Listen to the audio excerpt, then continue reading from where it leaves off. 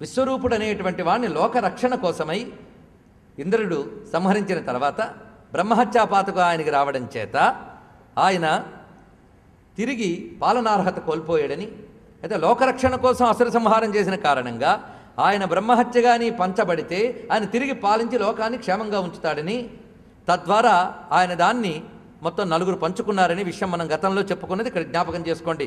ఎందుకంటే ఇక్కడ చెప్పాడు గనక ఇంద్రస్య బ్రహ్మహత్యాస్తి యస్మిన్ తస్మిన్ దినత్రయే అన్నాడు ఇక్కడ. అందుకు నేను ఆ విషయాన్ని మళ్ళీ ప్రస్తావన చేస్తున్నా, ఇందులో ఉన్నది కనుక చెప్పుకుంటున్నా. అయితే ఆ దోషములు పుచ్చుకున్న 4 గొప్పవే: భూమి, వృక్షము, జలము, స్త్రీ. ఈ 4 కూడా ఈ రజోదోషం వేటి యందు ఎలా కనబడుతుందో చక్కగా చెప్పాడు. భూమి యందు ఊషరక్షేత్రాల్లోనూ, అలాగే వృక్షాల్లో జిగురు ఉన్నటువంటి భాగముగాను, జనములందు నురుగు ఉన్న భాగంగాను, స్త్రీ యందు ఆ 4 రోజులు రజోదోషంగాను అది కనబడుతుంది. వాళ్ళు స్వీకరించేట, ఎందుకంటే వాళ్ళకి ఆ శక్తి ఉన్నది. దానికి గాను ప్రకృతి పరంగా కొన్ని ప్రత్యేకతలు నలుగురికి ఇచ్చాడు ఇంద్రుడు. వాళ్ళు పొందినటువంటి బహుమానం కూడా ఉంది ఇంద్రుని వద్ద. దానికంటూ ప్రత్యేక అర్హతలు, ప్రత్యేక గౌరవాలు ఇవ్వబడ్డాయి. శిక్ష కాదు, వాళ్ళు ఇంద్రుడిని రక్షించారు. ఇది తెలుసుకోవాలి. తద్వారా లోకాన్ని రక్షించారు. ఈ కోణంలో చూడండి. అయితే ఈ కథ వినగానే వేద ప్రమాణం కావాలని కొందరు అంటారు. పురాణాలు కాదండి, వేదంలో చెప్పారమన్నా. ఒక పెద్ద స్త్రీమూర్తిని నన్ను అడిగారు, వేదాల్లో ఉందా అని. అంటే పురాణాల ప్రమాణాలకో వేదమే ప్రమాణం ఇట్లాంటి బుద్ధులను వాళ్ళు కూడా ఉన్నారు కదా, వాళ్ళు అలాంటి కేటగిరీకి చెందిన వాళ్ళు. అమ్మ వేదంలో కూడా ఉన్నదని ఎక్కడెక్కడుందో కొన్ని భాగాలు చెప్పడం కూడా జరిగింది. ఉన్నాయి, వేదంలో లేనిది పురాణం చెప్పదు. ఇది ఒకటి గుర్తుపెట్టుకోండి. ఇతిహాస పురాణాభ్యాం వేదం సమబ్రహ్మయేత్. కనుక ఎప్పుడు పురాణాల పట్ల చిన్న చూపు కూడదు. శృతి స్మృతి పురాణానామాలయం, ఇది గుర్తుపెట్టుకోండి. పురాణంలోనే భక్తి కానీ, జ్ఞానం కానీ, వేద ధర్మములు కానీ మనకు సామాన్యుడికి అందేటట్టు చెప్పారు ఇక్కడ. అయితే ఈ కథలో చెప్తున్న రహస్యం ఒకటి తెలుసుకోవాలి. ఇది చెప్పిన కొంతమంది ఈనాటి తరం వాళ్ళు ఎప్పుడో ఇంద్రుడు చేసిన పాపానికి ఎప్పుడూ నా ఇది అని దీని గురించి కొంచెం ఆలోచించడం జరిగినది. ఎందుకంటే ఇప్పుడు దీనికి సమన్వయించి చెప్పడం కోసం చెప్తున్నాను, అంతేగాని ఇది వేదంలో చెప్పిందని మాత్రం నేను చెప్పట్లేదు. వేదం చెప్పింది కనుక చాలండి అనుకునే మంచి సంస్కారవంతులకు ఎలాగూ నమస్కారం కాదండి. దీన్ని ఇంకేదైనా అన్వయం ఉందా అంటే ఉంది. పురాణాలు పరిశీలించాక వేదంలో ఉన్న కొన్ని మంత్రములకి పెద్దల ద్వారా అంతరార్థం తెలుసుకున్నాక ఈ చిన్ని బుద్ధికి కొన్ని స్ఫురించే పెద్దల యొక్క అనుగ్రహం చేత. దాని ప్రకారంగా చూస్తూ ఉంటే పురాణాల్లో చెప్పినటువంటి కథలు, దేవతా కథలు, ఇదంతా ప్రకృతిలో జరిగేటటువంటి ఈశ్వర కృత్యముల యొక్క రకరకాల పరిస్థితులు. వాటినే రకరకాల కథలుగా చెప్పారు.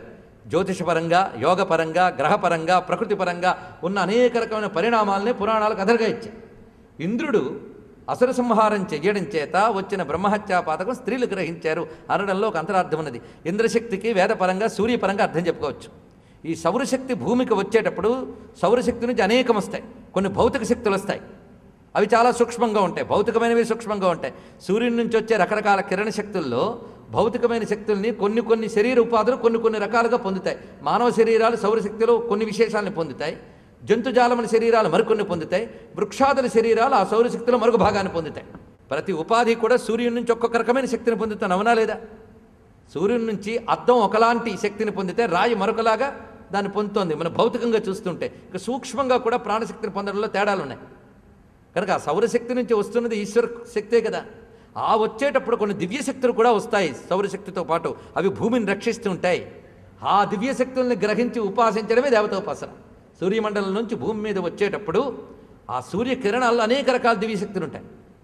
అది సూర్యోదయం కంటే ముందే ఆ కిరణాల్లో ఉన్న దివ్యశక్తులను భావించి లెమ్మంటాడు నిద్ర లేచేటప్పుడు. మన పెద్దవాళ్ళ ప్రాసెస్ పెట్టారు. నిద్ర లేచే ముందు మనం నమస్కరించుకునే దాంట్లో ఉదయించబోయే సూర్యుని యందు ఉన్న దివ్యశక్తిని అక్కడి నుంచి అనుసంధానం చేస్తారు. తర్వాత స్నాన సంధ్యావందనాదుల ద్వారా, ప్రాతకాలంలో చేసే పూజల ద్వారా సూర్యకిరణాల్లో ఉన్న దివ్యశక్తిని వీడు పొందుతాడు. చూసారా?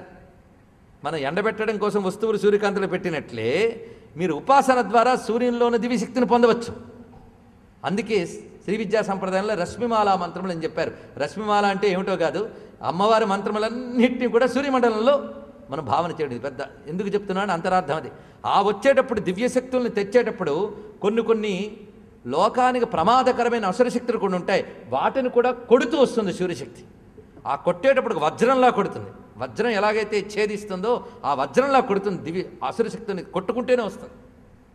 ఆ కొట్టి వచ్చేటప్పుడు ఆ చెదిరినటువంటి అసురశక్తులు ఏవైతే ఉన్నాయో వాటి ప్రభావం భూమి మీద కొన్ని ఉపాధుల మీద పడుతుంది. ఆ ఉపాధుల్లో స్త్రీ, జలము, వృక్షము, తర్వాత భూమి. ఈ నాలుగిటి ఎందు వాటి ప్రభావం ఈ రూపంలో పడుతుంది, ప్రకృతిలో ప్రవేశించి ఈ రూపంలో వ్యక్తమవుతుంది. దీనినే పురాణకర్త కథారూపంగా ఇంద్రశక్తి అసురశక్తులను సంహరించినప్పుడు అవి ఈ 4 ప్రకృతి ఉపాధులను 4గా స్వీకరించాయని దాన్ని చూపించాడు. ఇది మీరు గ్రహించవలసిన అంశం. పురాణాన్ని విజ్ఞానంతో సమన్వయిస్తే స్పష్టంగా సరిపోతుంది. ఇప్పుడు ఇలా నేను చెప్తే అర్థమయ్యేది చాలా కొద్దిమందికి, ఎందుకంటే సైన్స్ అర్థమయ్యేది మహా కష్టం. అదే కథారూపంలో అర్థమైంది అనుకోండి, పాపభీతి మిమ్మల్ని శాస్త్రీయంగా బ్రతికిస్తుంది. కనుక మనకి ఈ పాపభీతి, పుణ్యంపై ప్రీతి కలిగించడానికి పురాణకర్త చెప్పిన ప్రతి దాని వెనకాల వైజ్ఞానిక రహస్యాలు ఉన్నాయి, పరిశోధించాలి. ఇప్పుడు నేను చెప్పింది సమంజసమైన అంశములుగా యోగ్యులైన వాళ్ళు గ్రహిస్తారు. ఇది మనం గ్రహించవలసిన మరొక అంశం. ఇది ఎప్పుడు జరుగుతున్నది, సృష్టిలో ఉన్న ప్రాసెస్. సూర్యకిరణ శక్తి ఎప్పుడూ ఆనాది నుంచి లభిస్తూనే ఉన్నది.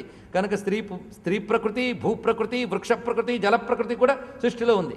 ఆ సూర్యమండలం నుంచి సౌరశక్తి వచ్చేటప్పుడు పైగా ఇంద్ర అన్నప్పుడు వజ్రపాణి ఇంద్రుడు